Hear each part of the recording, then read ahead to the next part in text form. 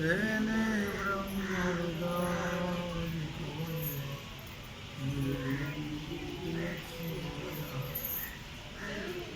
तेजो वारिमृदां यथा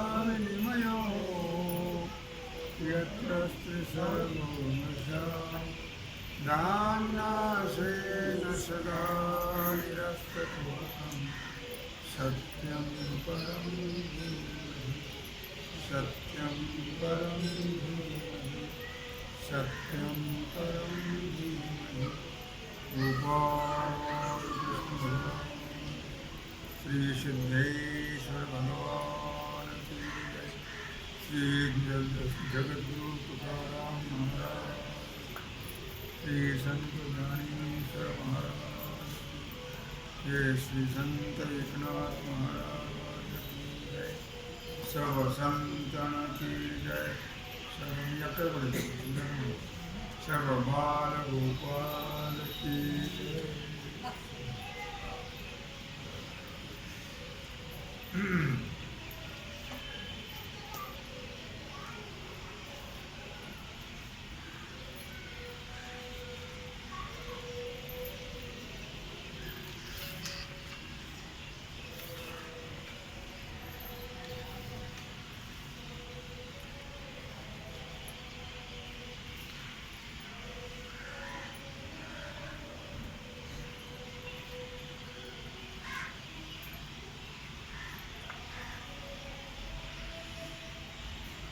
ऐसे निजो समबुद्धि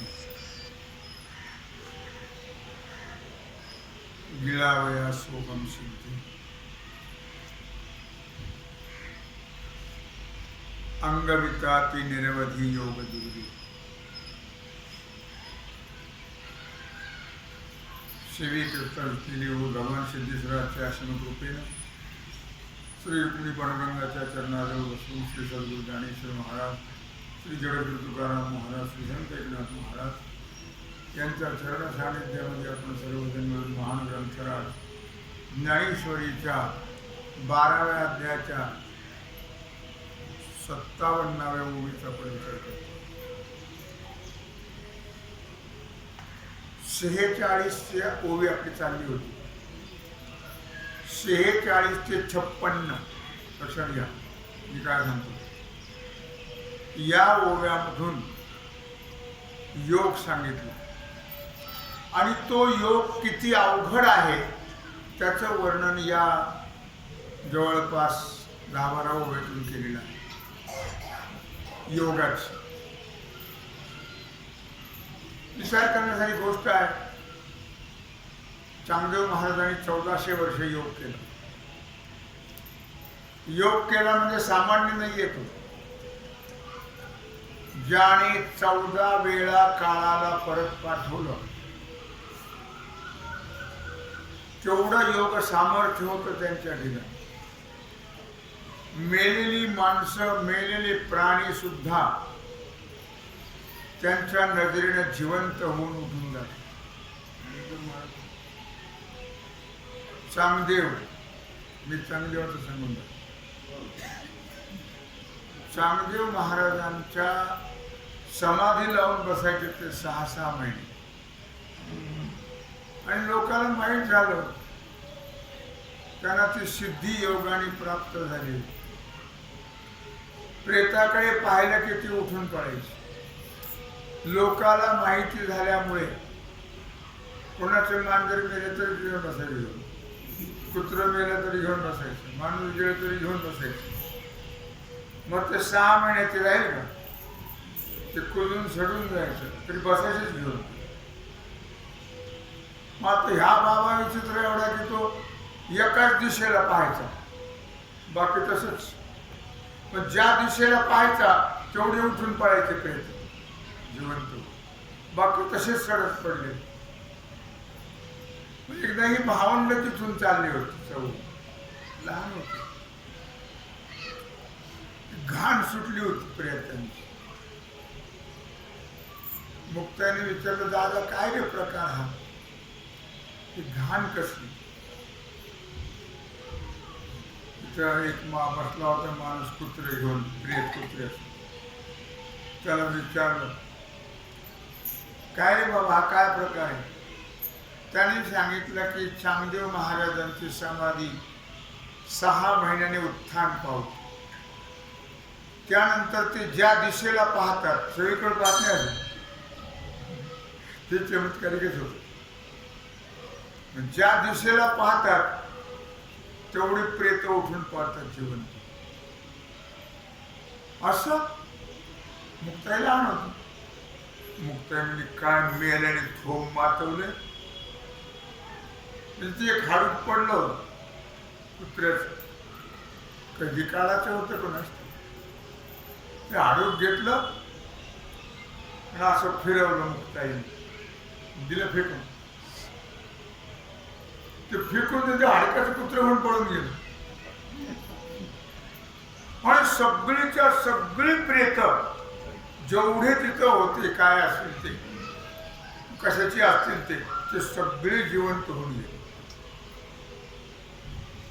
याची समाधी उत्थान पावली. याने पाहिलं, समोर तो कोरा आहे सगळं. इकडं पाहिलं, इकडं चौकड्या अष्ट दिशेला पाहिलं, एकही प्रेत नाही.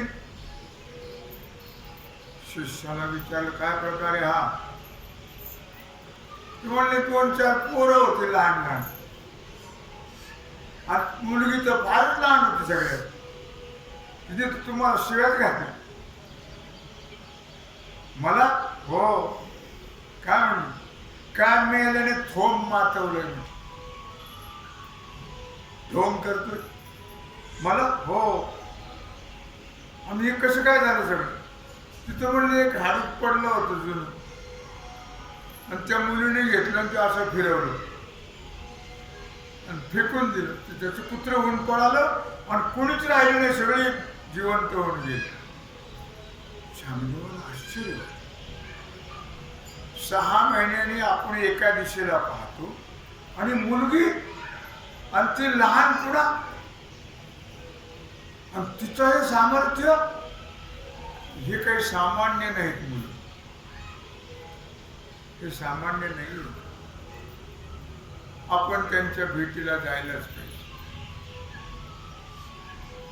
आता आपण मोठे म्हणजे मोठे लहान आहे म्हणजे अंगाने नाही, सामर्थ्य संपन्न. मग त्याने जिवंत वाघ घेतला आणि हातात जिवंत सार, मला माहिती सगळ्यांना, चाबूक घेतला सर्पाचा. आणि त्या हजारो शिष्य बरोबर आणि त्या आकाश मार्गाने चालले. ते सकाळी उठून भिंतीवर बसले होते ब्रश करत. ते आवाज आला, मुक्ताई म्हणजे आला आवाज कशाचा येतो? आणि म्हणले ते चांगदेव आलाय वाघ भेटायला. खरं? मग आपण त्याला सामोरं जायला पाहिजे. मग ते बसले होते भिंतीवर, ते भिंतीलाच म्हटले, भिंतीबाई चला आता चांगदेवाला सामोरं. चालविली जड भिंती, हरली चांग याची भ्रांती, मोक्ष मार्गीचा सांगाती ज्ञानोबा माझा. त्या भिंतीला चला म्हणलं की धू पडू लागली ती भिंत. ते पाहिलं चांगदेव, अरे एवढं विषय हा. त्यांचे वाघही दिला टाकून, तो सर्पही दिला टाकून आणि घालील लोटांगण वंदनीचं. मला मुद्दा तो सांगायचा नाही. तुम्हाला चरित्र माहीत नाही म्हणून मला सांगायचं नाही, तुम्हाला सगळ्याला ते ज्ञात आहे. फक्त मला एवढंच सांगायचं आहे की योगाचा अभ्यास किती केला चांगदेवाने, साधी गोष्ट नाही आहे. 14 वेळा काळाला परत पाठवलं, पत्ता लागला नाही. 1400 वर्ष झाली, पण आत्मस्वरूप कळलं हे मला सांगायचं. म्हणजे योगाने काही होत नाही. ह्या योगाचा विचार 10-12 वेळा सांगितला. काय तुम्हाला तो ऐकायचा कंटाळा वाटतो? योगाचा विचार आहे. मग योगाने काय होतं? ज्ञानोबा आहे सुद्धा बोलतोय, योग याग विधी येणे नो हे सिद्धी, वाया पुण्याची उपाधी दंभ धर्म हरी मुखे म्हणा हरी मुखे म्हणा पुण्याची गणना कोण करी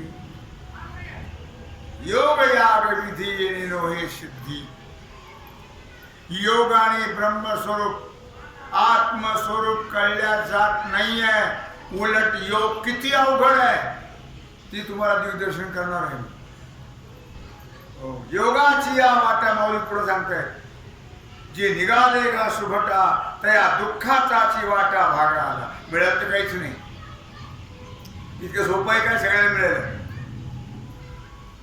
योग सगळ्याला साधला जातो काय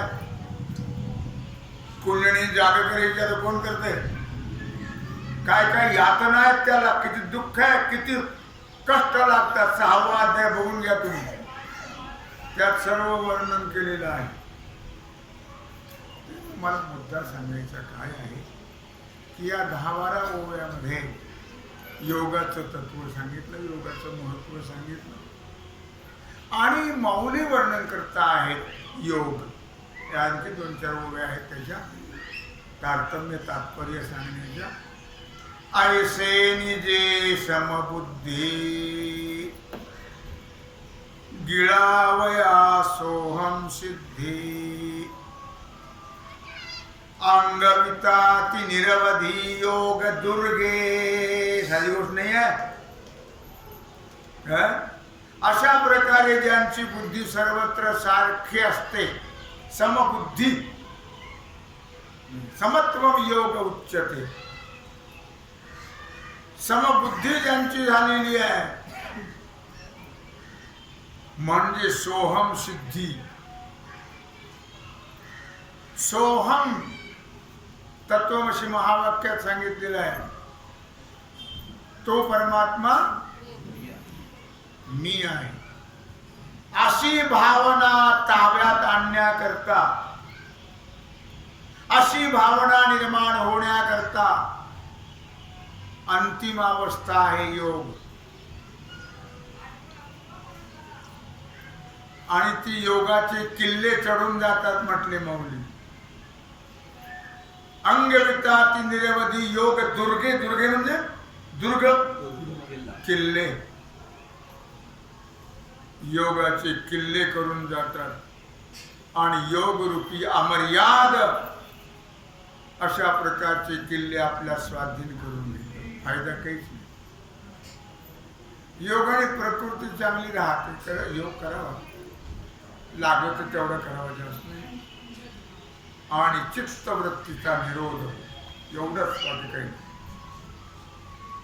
आणि म्हणून सोहम सिद्धी प्राप्त होण्याकरता एवढे महान कष्ट करावे लागतात खूप श्रम झाली का सोहम सिद्धी प्राप्त चांगदेवाला नाही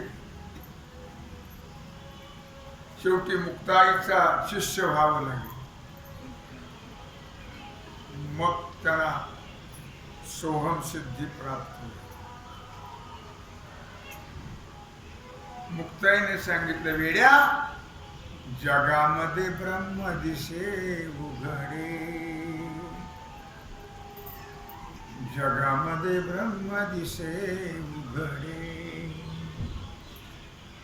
एकची माती नाना भिंती एकची माती नाना भिंती रांजण आणि सुगडे जगामध्ये ब्रह्म दिसे उघडे जगामध्ये ब्रह्म दिसे उघडे एकची सोने नाना लेणे एकची सोने नाना लेणे बाळे आणि बुगडे जगामध्ये ब्रह्म दिसे उघडे जगामध्ये ब्रह्म दिसे उघडे काय कळलं एकची तंतो नाना पंतो एकची तंतो नाना पंतो धोतर आणि लुगडे जगामधी ब्रह्म दिसे उघडे, जगामधी ब्रह्म दिसे उघडे. मुक्ताई म्हणे ऐक चांग्या, मुक्ताई म्हणे ऐक चांग्या, ब्रह्म चौकडे जगामध्ये ब्रह्म दिसे उघडे. एकची माती नाना भिंती राधन आणि सुगडे. नाना प्रकारचे भांडे असतात कुंभार गल्लीमध्ये मातीचे, त्या सगळ्यामध्ये काय आहे? एक माती आहे. अनेक प्रकारचे दागिने आपण त्या सोनाराच्या दुकानात गेलो की नाना प्रकारचे व्हरायटीज असतात दागिने. हो, काय दुकान भरलेलं असतं. काय वाटेल ते तुम्ही मागा ते दाखव. मग त्या सगळ्यात काय आहे? एक सोनं आहे. तुम्ही आम्ही इथं अनेक बसलो, अनेक प्रकारचे अनेक रंगाचे कपडे आहेत आपल्या अंगात. एकची तंतू नाना पंतू, धोतर आणि लुगडे जगामध्ये ब्रह्म दिसे उघडे. एकच तंतू एका दोऱ्यापासून झालेले एवढं. त्याप्रमाणे एक परमात्माच आहे आणि तो परमात्माच सर्व भरलेला. ब्रह्म दिसे उघडे जगा चांग्या, ऐक चांग्या, ब्रह्म दिसे भरले आहे चौकडे. चौकडे परमात्मा आहे. म्हणून मला मुद्दा एवढा सांगायचा आहे की ऐसे निजे समबुद्धी, गिळावया सोहम सिद्धी, अंगविताती निरवधी योग दुर्गे. एक सोहम सिद्धी प्राप्त करून घेण्याकरता, सोहम सिद्धी म्हणजे मी ब्रह्म आहे शी भावना ताब्यात आणण्याकरता योग रूपी किल्ले स्वाधीन करून घ्यावे. सोहम सिद्धी प्राप्त होण्याकरता एवढे श्रम आहे, तरी योगाने ती सोहम सिद्धी प्राप्त झाली नाही. म्हणून चांगदेवाचं उदाहरण. बाकी सामान्याचं कुणाचं उदाहरण दिलं? चांगदेवासारखा योग कुणी केला? माऊलीबद्दल बोलायचं काम तिथं योग्याची माऊलीच आहे. तिथं योग्याचे राजन, ज्ञानाचे राजन, सगळ्याचे राजेच आहेत. त्याच्यामुळे माऊलीबद्दल बोलायचं काम नाही. पण चांगदेवासारखा सर्वसामान्य दृष्टीने जर विचार केला तर चांगदेवासारखा योग कोणी केला नाही. आणि 1400 राहून आजही चांगदेव आहे समाधी. तो भाग सोडून संजीवन समाधी येते. आजही चांगदेव तुमच्या आमच्यासारखे असतो. पण चांगदेवाने विचार केला, काय कर 1400 वर्ष राहून काय मिळवलं? जे या मुलीनं मला सांगितलं, या माझ्या गुरुनी, एका सेकंदामध्ये ते 1400 वर्षात मिळालं नाही. आणि आता जे पाहिजे ज्याच्या करता जगायचं आहे, गाडग्या मडक्यात चिंध्या चांद्यासारखं करता नाही जगायचं. लक्षात परमात्मा प्राप्ती करता जगायचं आहे. ते तर झालं. आता कशाला राहायचं नको या कलियुगामध्ये. कलियुग फार वाईट आहे. ते पाहवल्या जात. म्हणून तर ज्ञानोबा आहे, तुकोबा आहे. आणि याचं कारण हे लक्षात ठेवा. लवकर जे आटपून घेतलं त्याने ते याचं कारण त्यानं ते पाहावे ना. ज्ञानोबराने तो उघड सांगितलं निवृत्ती आता बस मला आता हे पाहवल्या जात नाही. अतिरेक आहे हा कलियुगामध्ये. तेव्हा मला मुद्दा एवढा सांगायचा आहे की सोहम सिद्धी प्राप्त होण्याकरता एवढे महान कष्ट करावे लागतात, महान श्रम घ्यावे लागतात. उगी उचलली साळूबाई लावली टाळूबाई नाही. लक्षात ठेवा, फार अवघड विषय आहे तो.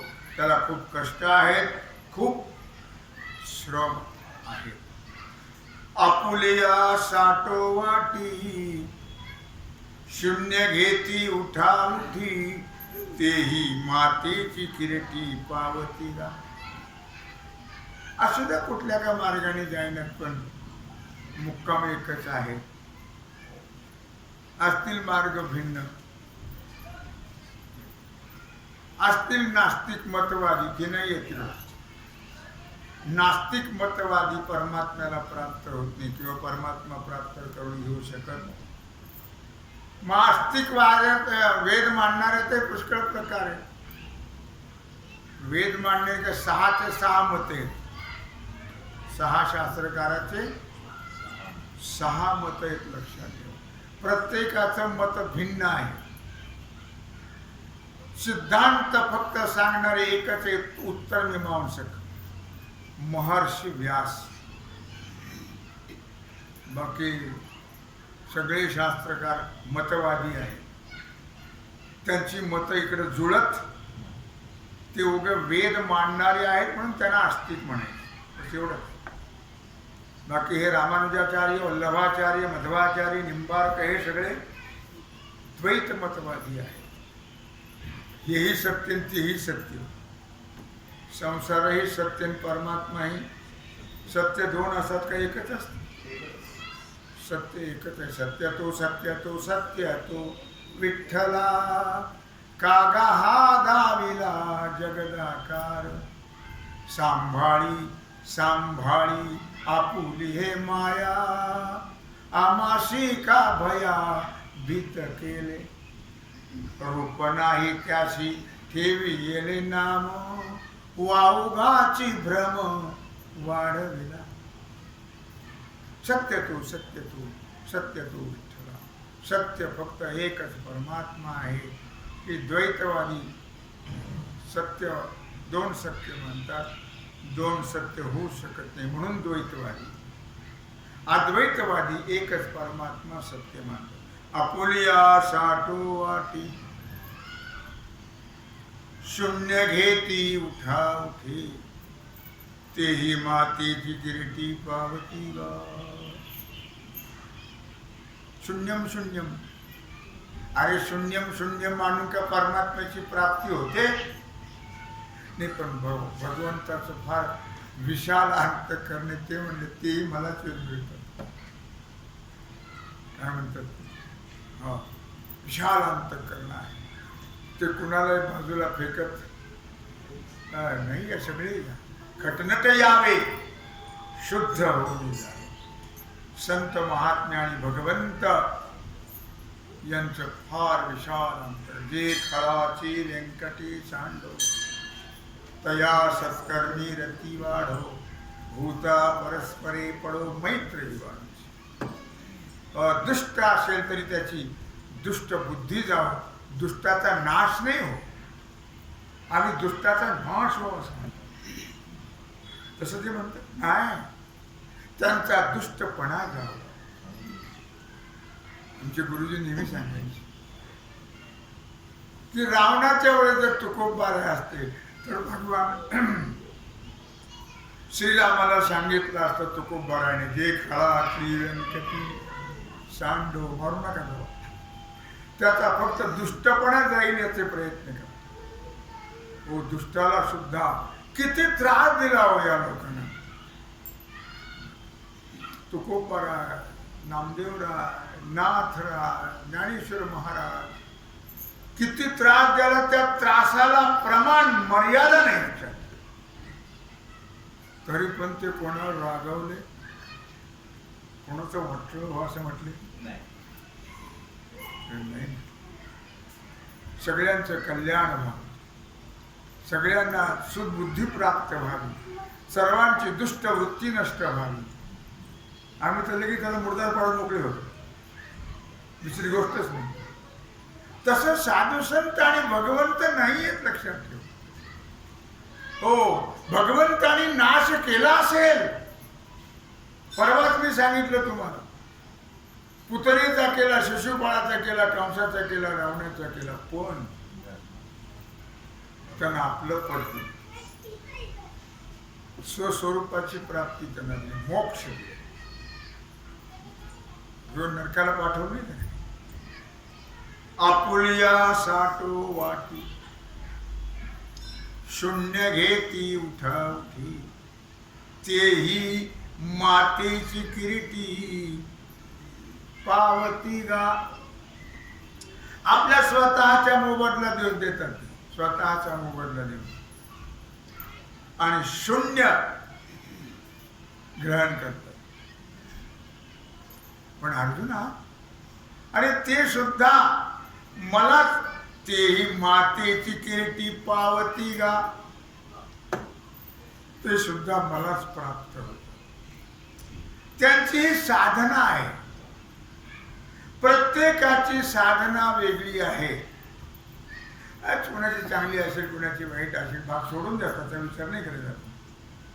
पण प्रत्येक जो पंथ असेल, धर्म असेल काय, हे सगळे लोक साधना करतात. मग आता ज्याची साधना योग्य आहे ती सक्सेस होते. पण जे मार्ग सोडून अनारसे वर्तती, जे मार्ग सोडून आडमार्गानेच जातात, त्यांची साधना कशी सिद्ध होईल? साधना आहे आपल्या देहाचा मोबदला देतात. ते देहाचा मोबदला देण्याचा प्रसंग जरी प्राप्त झाला तरी ते भीत, मागे पुढे पाहत नाही. आणि शून्य घेती उठावती, आणि घेतात त्यामुळे शून्य. शून्याला महत्व नाही. रे असेल तरच शून्याला महत्व प्राप्त होत. नुसतं शून्याला महत्व प्राप्त होत नाही. का नभाचे शून्यत्व गिळून गुणत्रयाते मुरवणी, ते शून्य ते महाशून्य श्रुतिवचन संमत. ज्ञानोबराय वर्णन करता आहेत 13व्या अध्यायात 925 ओळी. नभाचे शून्यत्व गिळून, आकाश काय? आकाश काय? एखादा कढी आहे का, तवा आहे एखादा का, मंडप आहे? शून्य, काहीच नाही. नभाचे शून्यत्व गिळून गुणत्रयाते गुरवणी, आकाशाचं सुद्धा शून्यत्व गिळून टाकल्या जात. 3 गुण सुद्धा शिल्लक ठेवल्या जात नाहीयेत. गुणत्रयाते नुरवणी, कारण हे सगळं जग त्रिगुणात्मक आहे. प्रकाराचे 3 तुकामणे केले जन, एक एकासारखे, बाप लेकासारखा नाही, किंवा लेख बापासारखा नाही. हे सगळे वेगळे का? ही त्रिगुणात्मक सृष्टी आहे. प्रत्येकाचे स्वभाव, प्रत्येकाचे गुणाप्रमाणे स्वभाव असतात. घरात 4 माणसं 4 तऱ्हाचे असतात. प्रत्येकाचे का गुण भिन्न आहेत. सर्वाचे गुण सारखे. गुणत्रयाते नुरवणी, 3 गुणाला ते सुद्धा वेगळे ठेवत नाही आहेत. ते शून्य ते महाशून्य श्रुतिवचन संमत, ते शून्य नव्हे ते महाशून्य आहे, हे श्रुती मौली सांगते. म्हणजे याचा अर्थ असा आहे की सर्वात सूक्ष्म म्हणजे निर्गुण स्वरूप, सर्वांमध्ये सूक्ष्म जे विषय आपला चाललाय निर्गुण उपासकाचा.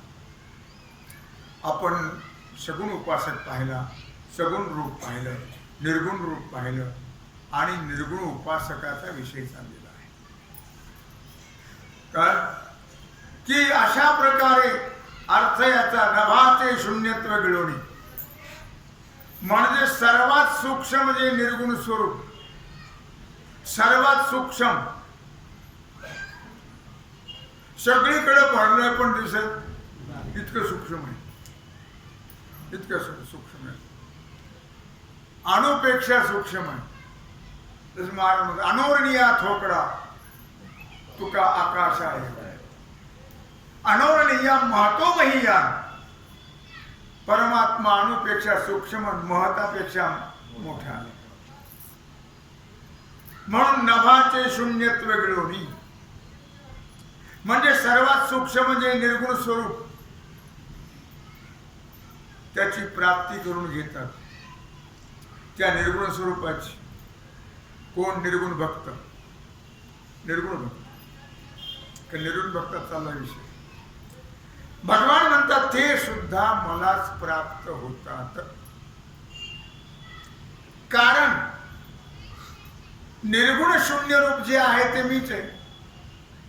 निर्गुण शून्य रूप जे आहे ते मीच आहे. ब्रह्मणो हि प्रतिष्ठा ममृतस्य वेयस्य च. 14व्या अध्यायातला 27वा श्लोक. आगा ब्रह्मया नावा अभिप्राय जो मी पांडवा मीच बोलिजे आगवा शब्दी. आगा ब्रह्मया नावा.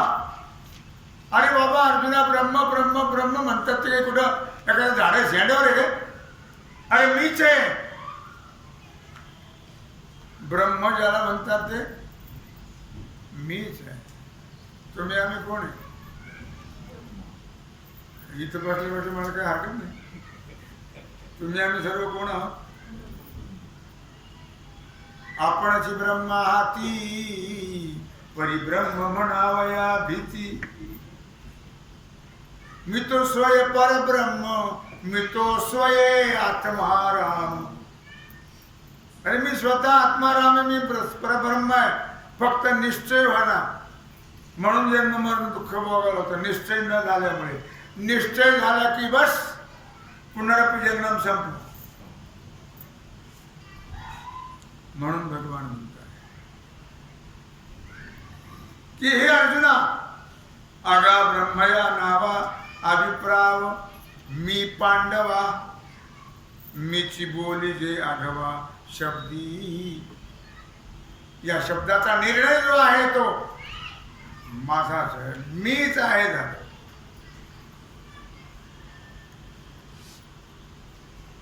सगुण उपासक आणि निर्गुण उपासक कोणी का असाना भगवान म्हणतात तसं काही प्रश्न नाही. त्या दोघांनाही माझीच प्राप्ती होते. यात कुठल्याच प्रकारचं तारतम्य नाही.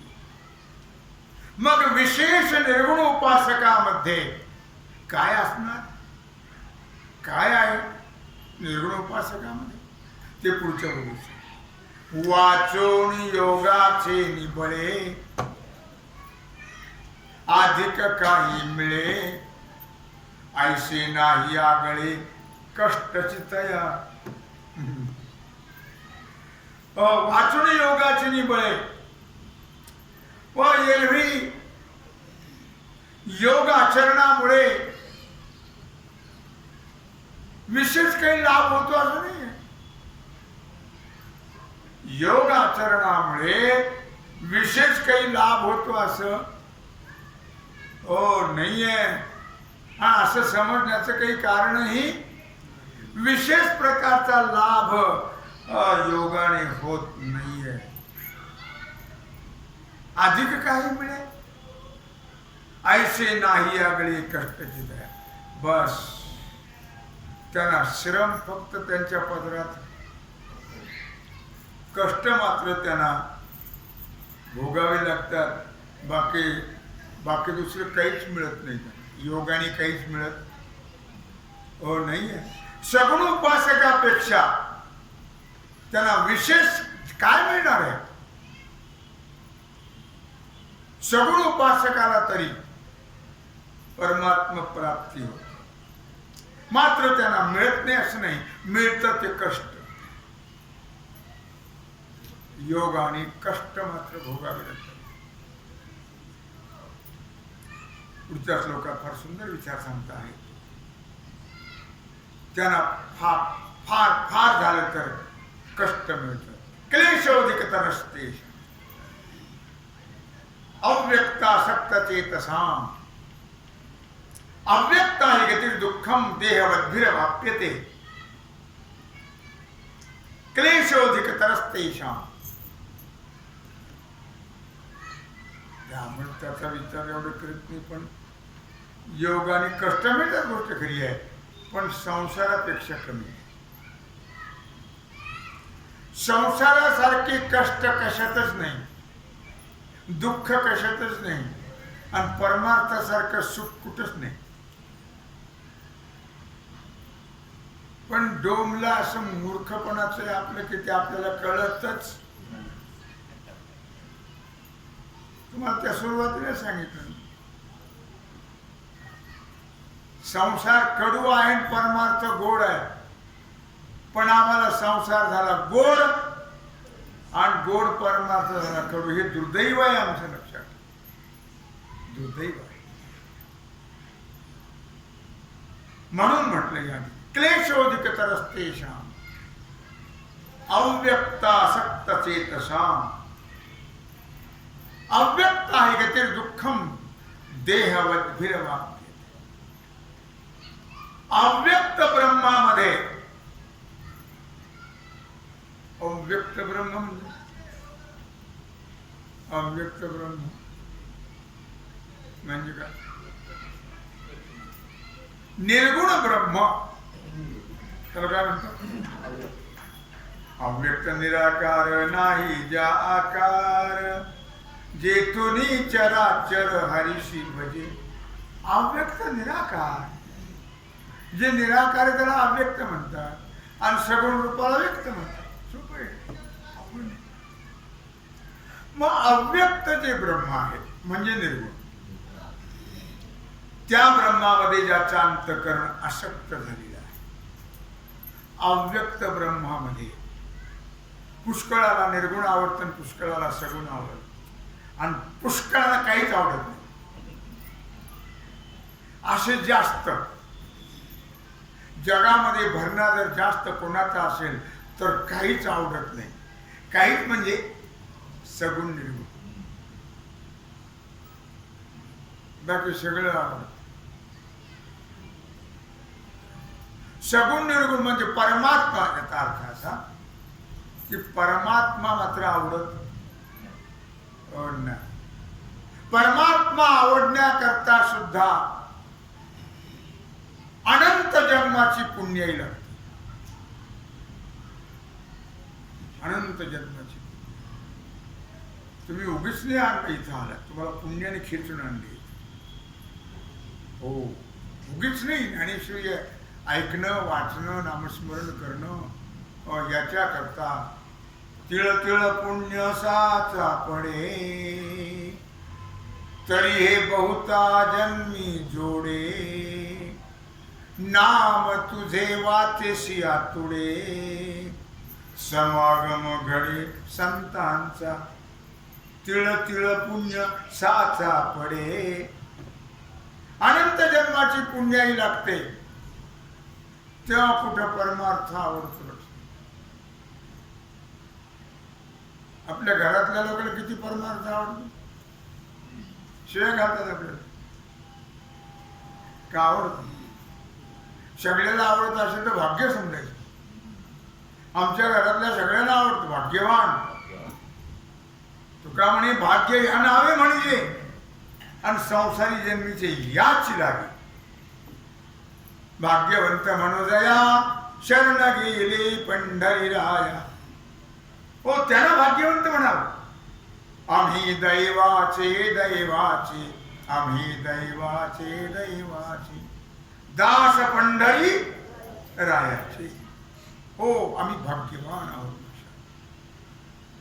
जी ही सकळ भूतान्या क्लेशोदितरस्तेषां अव्यक्तासक्त चेतसां.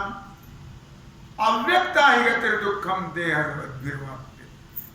आणि म्हणून ज्यांचं अंतःकरण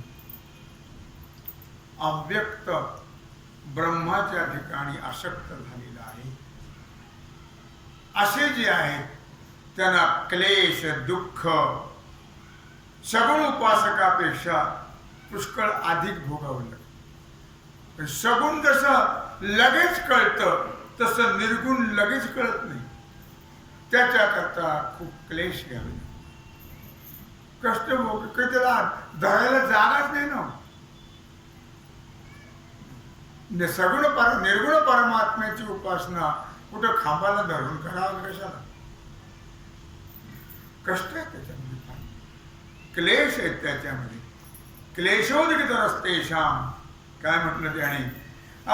दुःख सगुणापेक्षा पुष्कळ पटीनं निर्गुण उपासकांना आणि ते भोगावं. कारण व्यक्त देहावर अभिमान ठेवणारे, व्यक्त हे देहावर अभिमान ठेवतो. हा देहच मी, बहुअंशाने देहालाच मी म्हणणारे आहे. त्याचा परिणाम काय होतो आपल्याला माहित नाही, सोडून देतो विषय. मी म्हणता ब्रह्महत्या कोटी योनी पाठी थोपटी. मी देह म्हटला तर कोटी ब्राह्मण मारण्याचं पाप लागतं.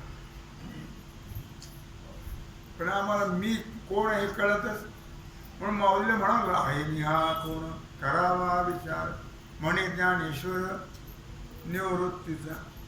तेव्हा देहाच मी असं समजणारे अव्यक्त ब्रह्मरूप गती जी आहे त्याला फार कष्ट करावे लागतात. तेव्हा कुठं मग ती अव्यक्त ब्रह्मस्थिती प्राप्त होते. अव्यक्त आहे गती दुःखम देहवद्भिरवाप्य. अशा प्रकारे मौली ज्ञानराज भगवान अर्जुनाला सांगता आहेत आणि मौली ज्ञानराज त्याचा वर्णन करतायत, विचार करतायत. तेव्हा राहिली सेवा भगवत चरणी समर्पित करू. राहिला जो सेवेचा भाग आहे तो आपण पूजा करू. कुंडली गौरदे हरी श्री ज्ञान